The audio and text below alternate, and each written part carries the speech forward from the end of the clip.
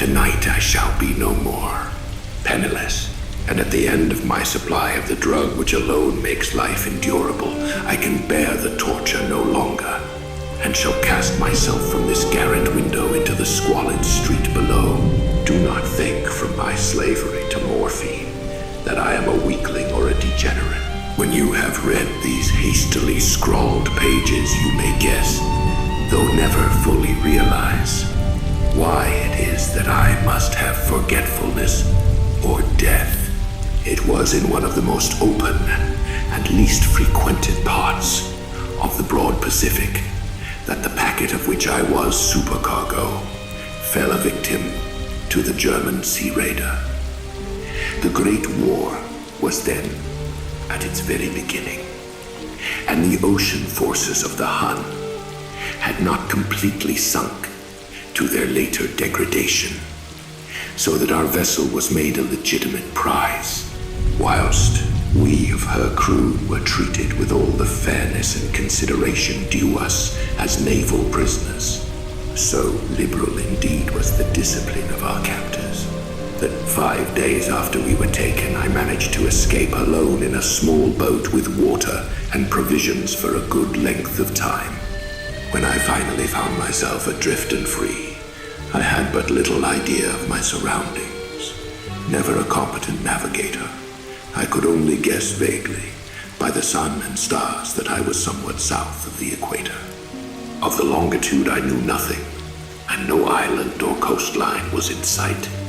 The weather kept fair, and for uncounted days I drifted aimlessly beneath the scorching sun, waiting either for some passing ship or to be cast on the shores of some habitable land. But neither ship nor land appeared, and I began to despair in my solitude upon the heaving vastnesses of unbroken blue. The change happened whilst I slept. Its details I shall never know, for my slumber, though troubled and dream-infested, was continuous.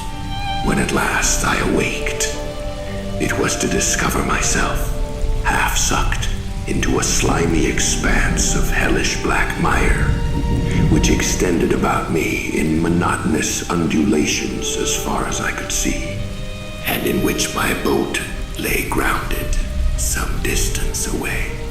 Though one might well imagine that my first sensation would be of wonder at so prodigious and unexpected a transformation of scenery, I was in reality more horrified than astonished, for there was in the air and in the rotting soil a sinister quality which chilled me to the very core.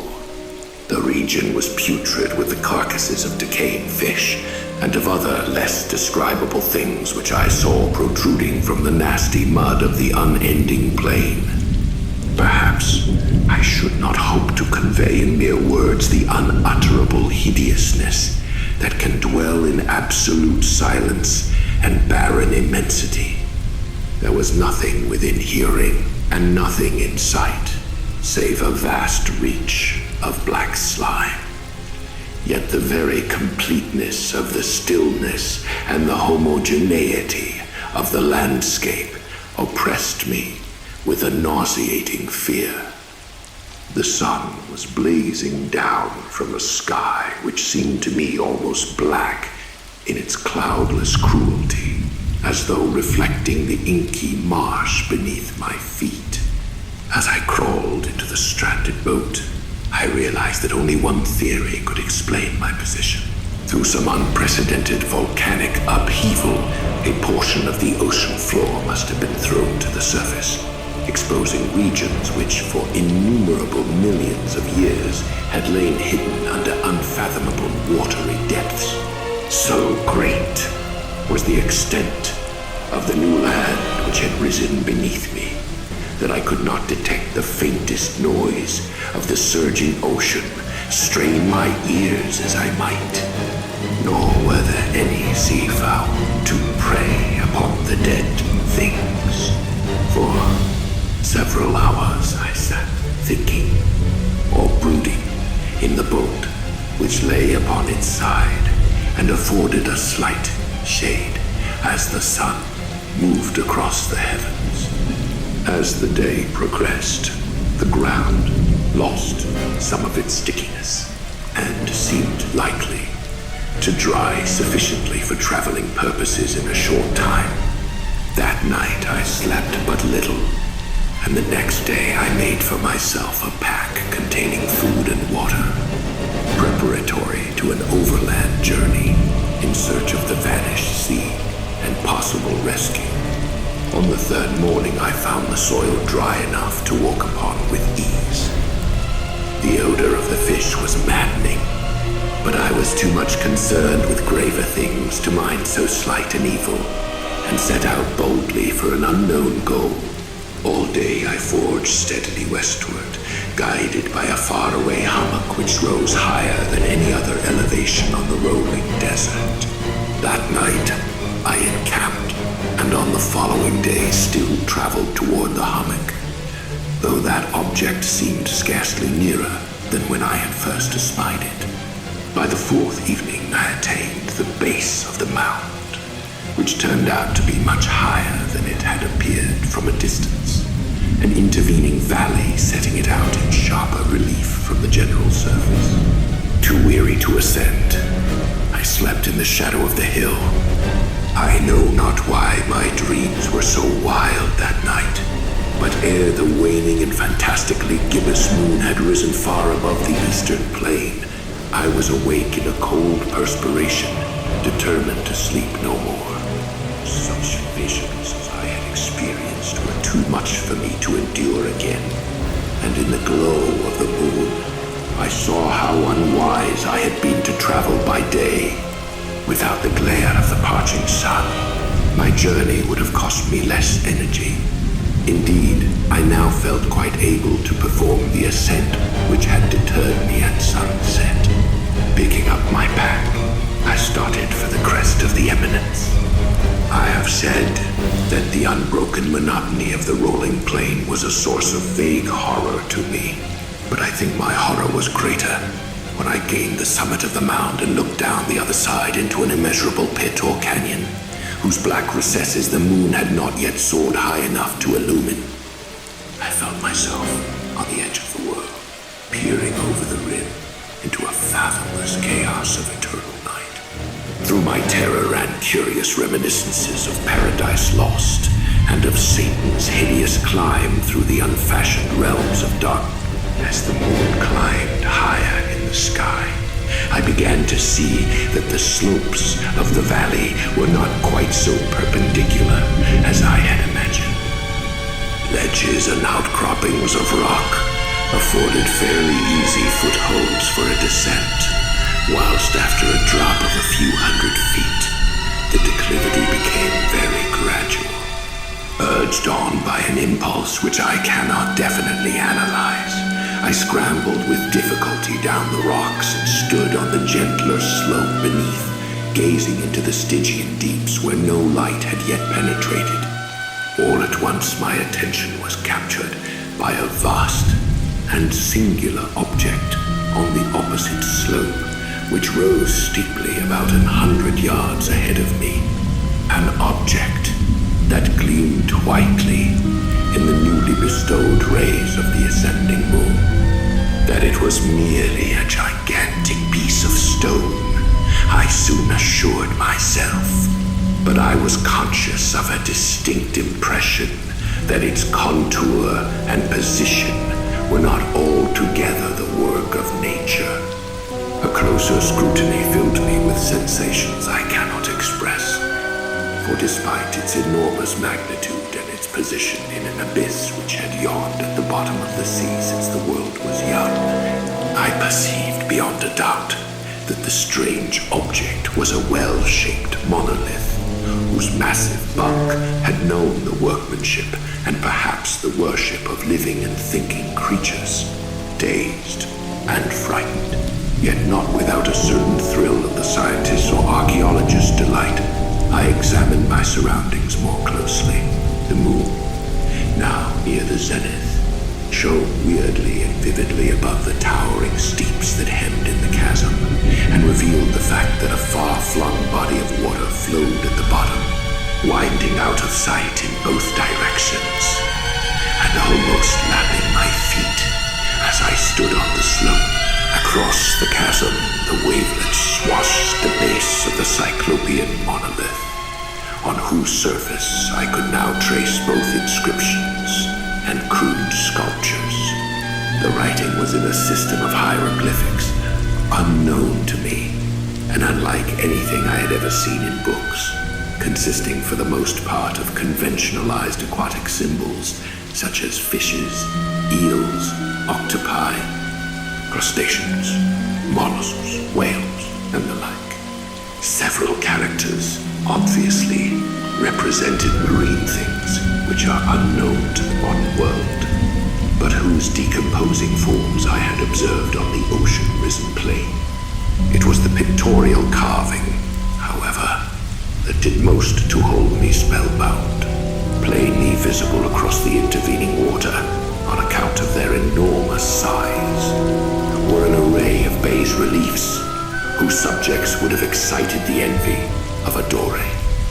I think that these things were supposed to depict men at least, a certain sort of men, though the creatures were shown disporting like fishes in the waters of some marine grotto, or paying homage at some monolithic shrine which appeared to be under the waves as well. Of their faces and forms I dare not speak in detail, for the mere remembrance makes me grow faint, grotesque, beyond the imagination of a Poe or a Bulwer. They were damnably human in general outline, despite webbed hands and feet, shockingly wide and flabby lips, glassy, bulging eyes, and other features less pleasant to recall. Curiously enough, they seem to have been chiseled badly, out of proportion with their scenic background, for one of the creatures was shown in the act of killing a whale, represented as but little larger than himself. I remarked, as I say, their grotesqueness and strange size, but in a moment decided that they were merely the imaginary gods of some primitive fishing or seafaring tribe. Some tribe whose last descendant had perished eras before the first ancestor of the Piltdown or Neanderthal man was born. I struck at this unexpected glimpse into a past beyond the conception of the most daring anthropologist. I stood musing whilst the moon cast queer reflections on the silent channel before me. Then, suddenly I saw it, with only a slight churning to mark its rise to the surface. The thing slid into view above the dark waters, vast, Polyphemus-like, and loathsome. It darted like a stupendous monster of nightmares to the monolith, about which it flung its gigantic, scaly arms. The while, it bowed its hideous head and gave vent to certain measured sounds.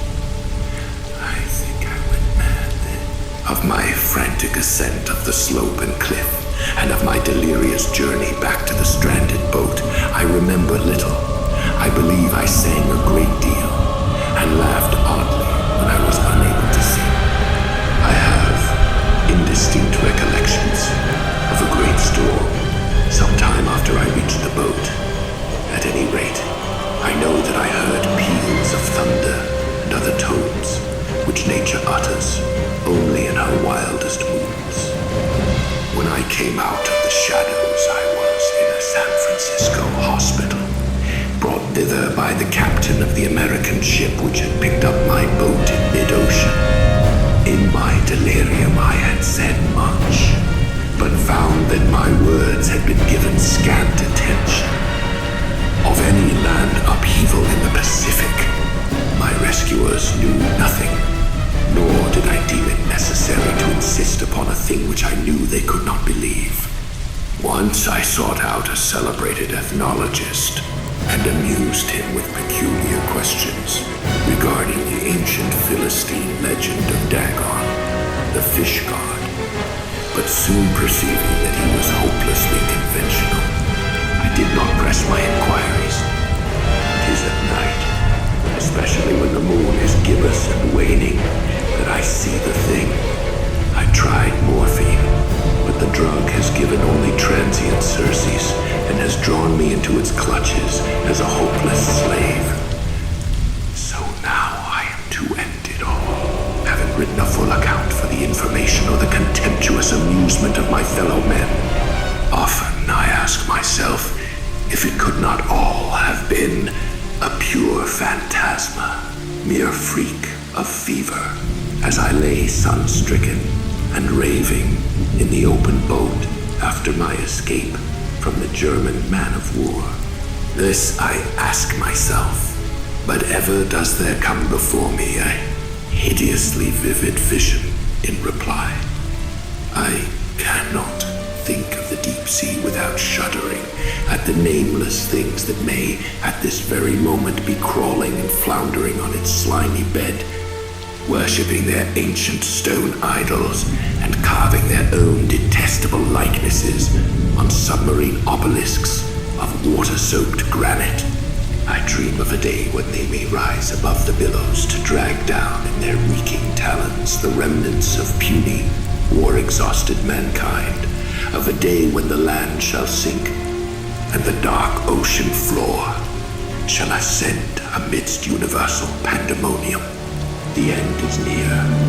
I hear a noise at the door, as of some immense slippery body lumbering against it. It shall not find me. God, that hand. The window. Dagon, by Howard Phillips Lovecraft. My name is José Galán. It is my hope that you liked this short story.